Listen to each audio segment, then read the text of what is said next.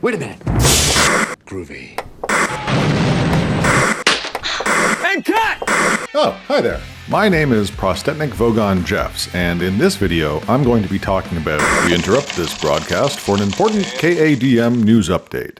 In the fall of 1976, Network, a satirical black comedy drama directed by Sidney Lumet and written by Paddy Chayefsky, was released to critical acclaim, starring Faye Dunaway, William Holden, Peter Finch, Robert Duvall, and Beatrice Straight. The film focused on a foundering television network and the depths its managers would sink to for ratings. In addition to critical acclaim and industry accolades, Network was also a commercial success, earning nearly $24 million on a budget of just under $4 million. Adjusted for inflation, do we have the numbers on that? Well, you do the math. It's pretty impressive. Let's get into it, after a word from our sponsors.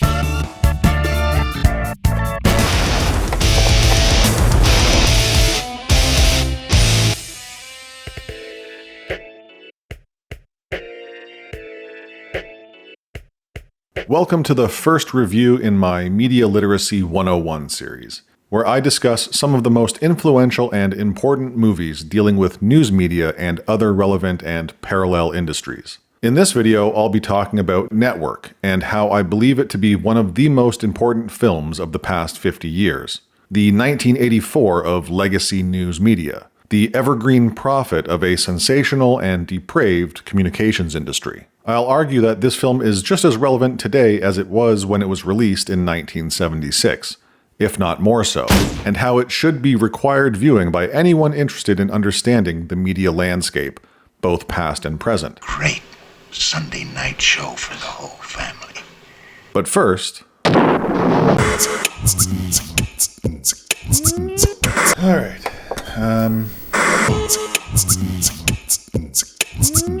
This story is about Howard Beale, who was the network news anchorman on UBS TV. Whoa, what do you think you're doing? That's my job. This story is about Howard Beale, played by Peter Finch in his last on-screen performance, who was the network news anchorman on UBS TV. After the death of his wife, Howard's ratings began to tank and he became an alcoholic. On September 22nd, 1975, William Holden's Max Schumacher, the news division president, gives Howard notice. He has 2 more weeks on air before he's replaced. The 2 longtime friends and colleagues go out drinking, where Howard suggests that he's going to take his own life. Max, thinking his friend is being overly dramatic, jokes about how good it would be for his ratings. 50 share easy. You think so? Sure. The following night, Howard announces live on air that he's been fired, and in 1 week's time he plans on ending it all on camera. After his distracted and dispassionate crew realize what he's just said, He said, tune in next Tuesday. I'm gonna shoot myself. Howard is physically removed from the studio. Get him off! What's the matter with you fellas? Get your Find fucking the hands fucking off! sound off, you stupid son of a bitch! He's going out live! We're in a lot of fucking trouble down here! Frank Hackett, played by Robert Duvall, arrives at UBS and immediately pulls Howard from any future broadcasts. Frank and Max also have a short spat about the news division's financial failings. I've had it up to here with your credit division and its annual $33 million deficit. You keep your hands off my news division, Frank. The next day, Max attends a meeting with Faye Dunaway's Diana Christensen, where they watch footage of a bank robbery carried out by the Ecumenical Liberation Army, a terrorist organization with ties to the Communist Party. Max then gets a call from Howard, who pleads with him to let him back on air to apologize and say goodbye. I have 11 years at this network, Max. I just don't want to go out like a clown. Meanwhile, Diana meets with her team to discuss a potential show featuring the Ecumenical Liberation Army, the ELA. Got a bunch of hobgoblin radicals called the Ecumenical Liberation Army who go around taking home movies of themselves robbing banks. She believes the American people, being fed up with a number of issues, are looking for someone to articulate their rage. Diana wants angry programming on UBS, anti-establishment programming. And while her team is indifferent, even reticent at first, What are we going to call it, the Mousy Tung Hour? Why not? Diana drops the hammer and politely threatens their jobs if they don't get in line. The next time I send an audience research report around, you'd all better read it or I'll sack the lot of you. Is that clear? Later, at an investors meeting, Max is surprised to find out the news division is being absorbed into entertainment programming. He leaves the meeting, angry at being ambushed.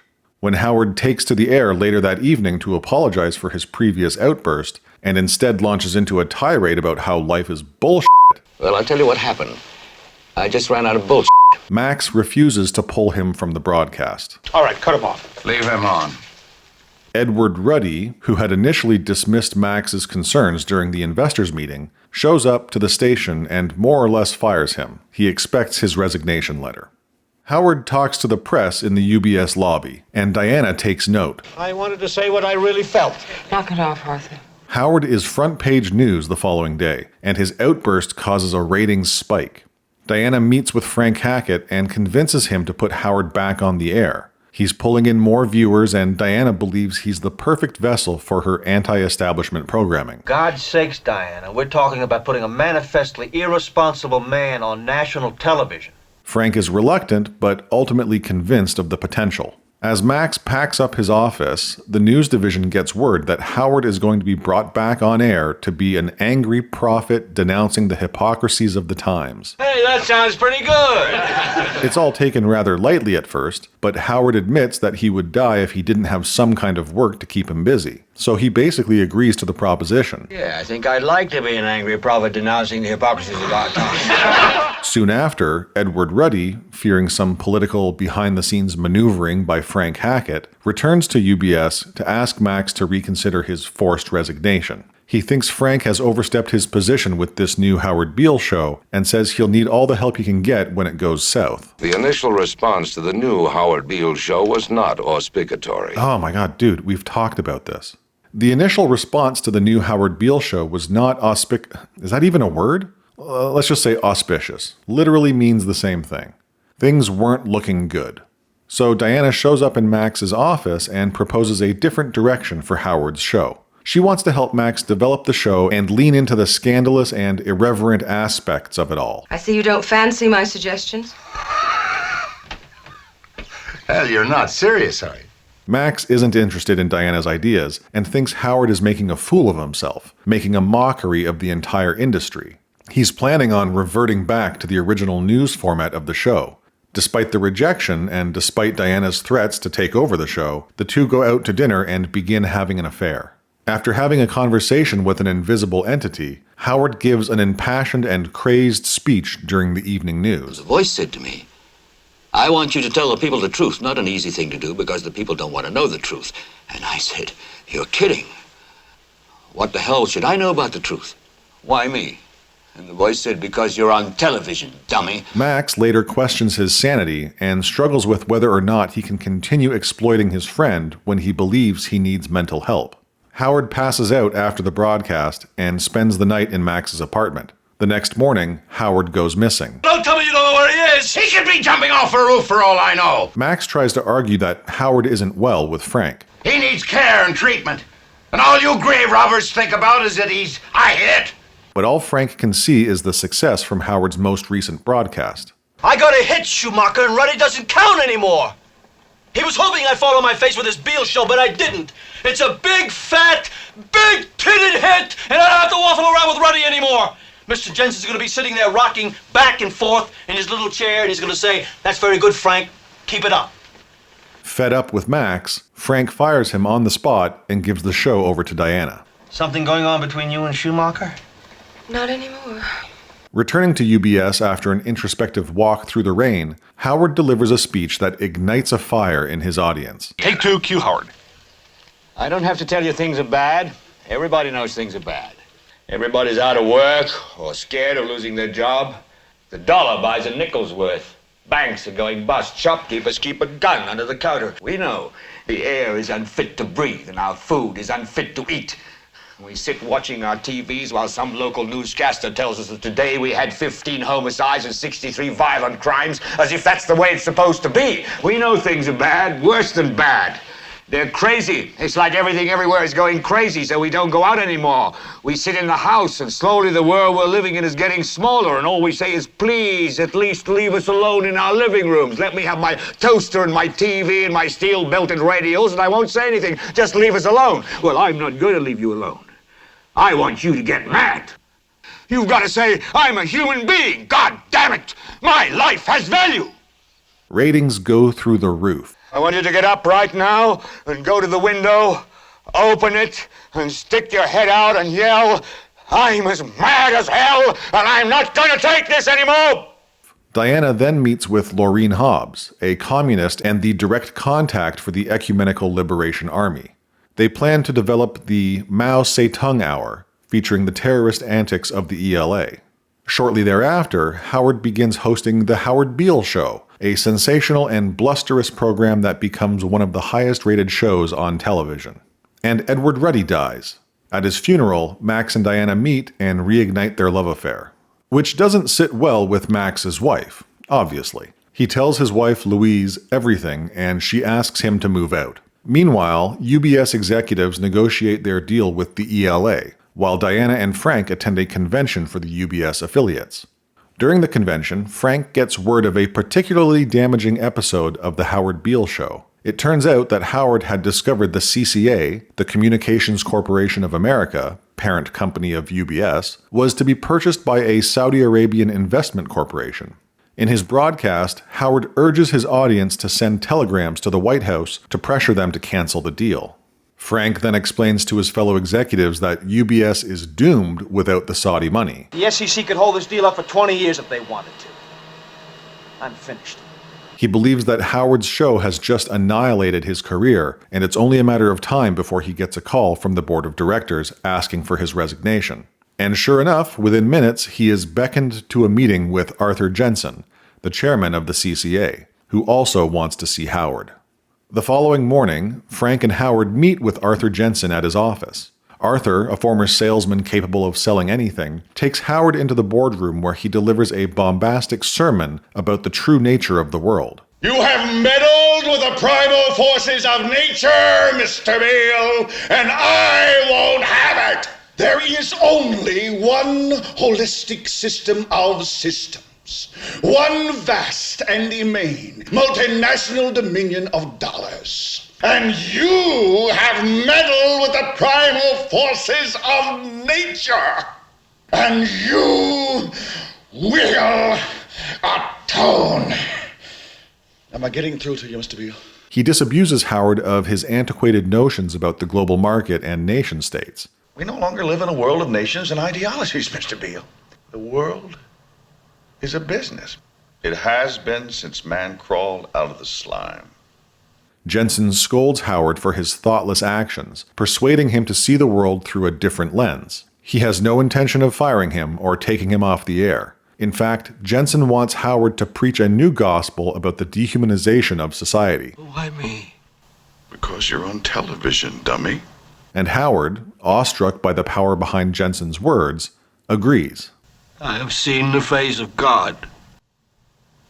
You just might be right, Mr. Beale. Soon after, Howard delivers Arthur Jensen's message to his audience, the depressing nature of which results in a ratings drop. Unable to control Howard, Diana gets frustrated and angry, and is unable to devote any time to her relationship with Max.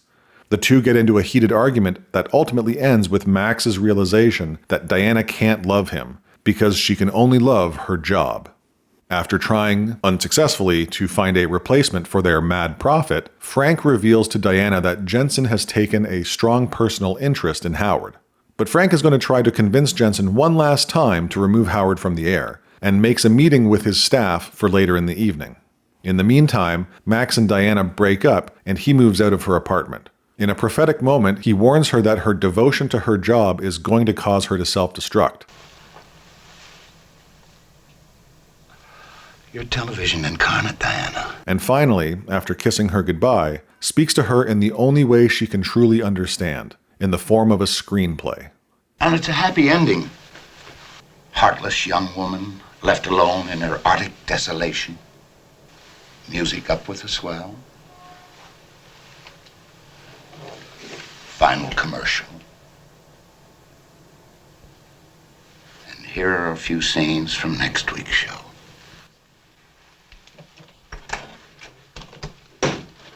The UBS executives reconvene at the office later in the evening, where Frank reveals that his meeting with Jensen proved fruitless. Arthur Jensen doesn't care about the ratings for Howard's show. He wants him kept on air to deliver his message. Unable to understand Jensen's position, and fearing for their own jobs, the UBS executives decide to get rid of Howard on their own. Suppose we'll have to kill him. And Diana proposes using the ELA to assassinate him live on air. With surprisingly minimal pushback, the plan is set in motion. Diana and the other executives orchestrate an elaborate takedown of the Howard Beale show. Frank, giving the group a final chance to discuss other avenues, is quickly rebuffed by a committed and emotionless Diana. I don't see we have any option, Frank. Let's kill the son of a bitch. Shortly thereafter, at a taping of the Howard Beale show, 2 members of the ELA show up and shoot Howard live on air, terminating the show and creating content for the Mao Zedong Hour at the same time. This was the story of Howard... Oh my god, alright, fine, whatever, just do it. This was the story of Howard Beale, the first known instance of a man who was killed because he had lousy ratings. The end.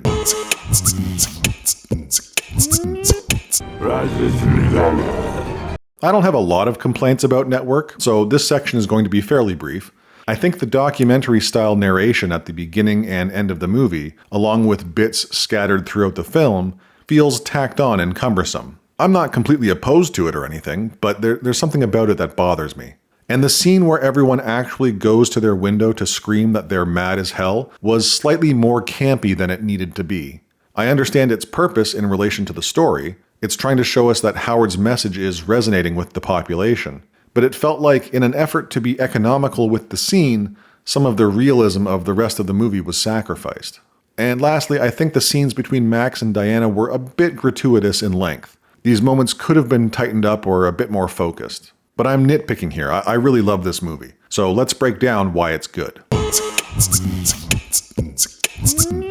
By today's standards, there are elements of Network that feel unpolished, a bit rough around the edges. But judging a nearly 50-year-old movie by today's saccharine standards is a bit foolish. The technical elements of the film are on par with some of the best films of the era, and Sidney Lumet's ability to tell a story remains at the top of the heap.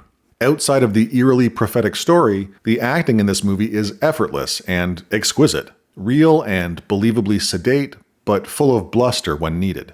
Arthur Jensen's boardroom sales pitch to Howard, delivered in an immaculate performance by Ned Beatty, is one of my all-time favorite scenes. Since its release, there have been any number of movies depicting similar aspects of the subject matter, which I'll discuss in future videos in the series, but none with as much bite or authenticity as Network. For its time, Network was an original work that only became derivative in retrospect, its bitter ending being fairly commonplace for 70s cinema. As for world building, viewing this from a time so far removed from its initial release, it is still very much believable and well constructed. The UBS newsrooms and boardrooms feel like accurate representations of the industry at the time, as far as I can surmise. It's not overly complicated and handled with a sense of realism that uplifts the story and the characters within it. Speaking of characters, who exactly is the protagonist? Some have argued that it's Diana, which seems odd to me somewhat, but also kind of makes sense. Personally, Max seems like a more traditional protagonist. He's the character that overcomes a flaw, while Diana seems to be on a constant downward moral trend. But the truth of the matter, in my opinion, is that both characters represent the protagonist. Max represents the old world and the viewer. He's someone that believes television and network news to be a force for good, but sees it being corrupted and twisted and incapable of reciprocating the love he has for it. Diana, on the other hand, as the physical manifestation of television, represents the new world and is Max's mirror image. She sees television as a vessel for her career, as a way of determining her value via ratings and market share. All I want out of life is a 30 share and a 20 rating. Her entire life is a series of scripted, made-for-TV movies, and she's incapable of love. And while Diana descends into the immorality and inhumanity of modern media, Max ascends and distances himself from it. Both grow throughout the film, but in opposite directions. And it makes sense, because as consumers we are both Max and Diana. We want the truth and we abhor being lied to, but we also want to be distracted and entertained. It's the paradox of the modern media consumer, which is why Network is such a powerful story. We can sympathize with both sides to a certain extent. We understand Max's frustration and we hate how Howard is being used by the failing network. But we also understand Diana's motivations and find Howard compelling and entertaining. Howard is both trusted truth-teller and maniacal minstrel. And to see how he is used and manipulated by UBS is sad, jarring, and completely logical. Okay. It reveals the true plot and purpose of the film. To see how a corporation will use its employees, abandon any sense of morality, spit in the face of the law, manipulate the system in every way imaginable. It will even convince its employees to commit capital offenses, just to gain market share and profits for its investors. Which reveals the true antagonist of the film. It isn't Frank Hackett, though he does act as a surrogate for the true villain. And it isn't Arthur Jensen. Ned Beatty's Arthur Jensen himself being a surrogate, a figurehead of the board of directors and corporate interests, the true antagonist. For most of the movie, Arthur is a specter, an ethereal representation of the network's financial interests. Frank's actions are motivated by his career ambitions and a need to be accepted by the board, and Jensen also serves the board. When he first meets Howard, he explains how he used to be a salesman, and his entire meeting with Howard is a sales pitch. He's not some evil mastermind bent on world domination. He's an intermediary, he's an entertainer, and he's here to make sure Howard, however crazy he may be, is on the same side as the corporation. Arthur Jensen, like Frank Hackett below him, is a symbolic antagonist meant to represent a faceless corporation. There's a lot happening in the movie's 2-hour runtime, and though the story does slow down during the relationship subplots between Max and Diana, and Max and his wife Louise, it never feels labored, partly because the script is lean and the acting is top-notch. Beatrice Straight as Louise is particularly noteworthy. Her role as Max's scorned and distraught wife is emotional, yet strong, deep and layered, and strikingly at odds with how women are written in most movies dealing with similar themes. I'm your wife, damn it!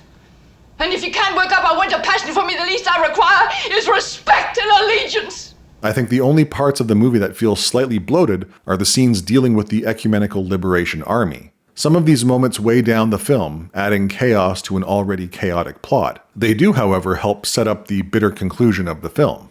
And boy is it bitter. We get a tense scene between Max and Diana, with some minimal catharsis when we see he has learned, at least somewhat, from his mistakes. Max leaves Diana with a heavy heart, just as he left his other love, network news. Unfortunately, his relationship with his wife is left unresolved, which was to be expected. I think I would have been disappointed if they had tried to reconcile the marriage in the story. It made sense to leave it as is. A question left unanswered. But the real bitter bullet comes right at the end, as Diana and her fellow UBS executives decide on how to remove Howard in spite of Arthur Jensen's demand that he stay on air. They take mere moments to conclude that the only way to do it is to kill him, using the ELA and, in the process, garnering a ratings boost for their Mao Zedong Hour program. Killing two birds with one stone, as it were. It hurts. It's a painful ending that shocks, but also feels like the only direction things could have gone for a desperate and depraved network. I can't speak to how audiences would have experienced this when it was released in 1976. I wasn't even born. But viewing this nearly 50 years later, it hits hard. This is terrific stuff. It hits hard in the same way that reading 1984 hits hard. We live in a world where none of the events from this film are hard to imagine. Most of the shock content from this movie seems quaint and naive by today's standards. I think that's the impact crater this movie makes when you watch it now. It's the realization that not only is this story not far-fetched, it's quite frankly a rather mild precursor to the media landscape of the 2020s. Television is not the truth. Television is a goddamn amusement park. Arthur Jensen's bombastic speech to Howard in Act 3 is so on the nose it hurts.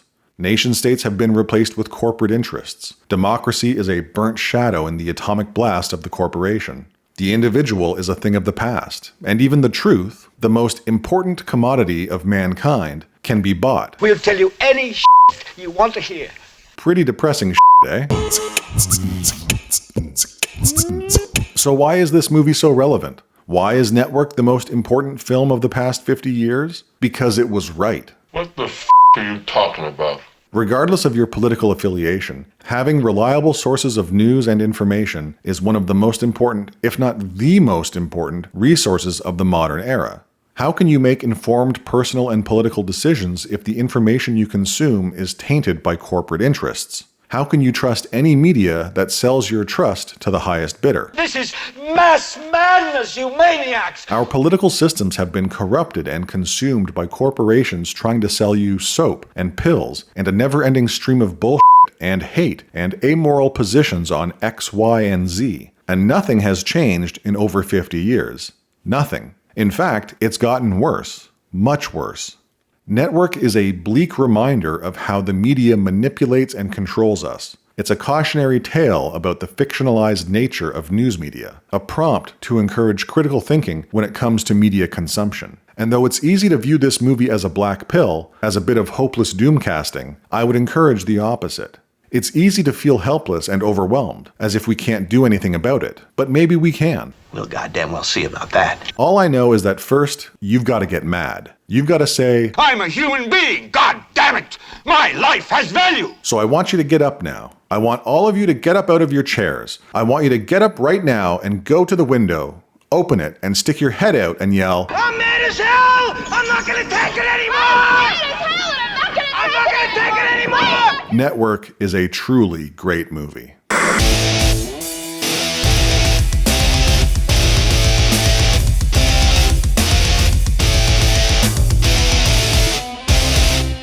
Don't forget to like and subscribe. He's saying that life is bullshit, and it is. So what are you screaming about? Man is a noble creature that... What is finished is the idea that this great country is dedicated to the freedom and flourishing of every individual in it. It's the individual that's finished. It's the single, solitary human being that's finished. It's every single one of you out there that's finished.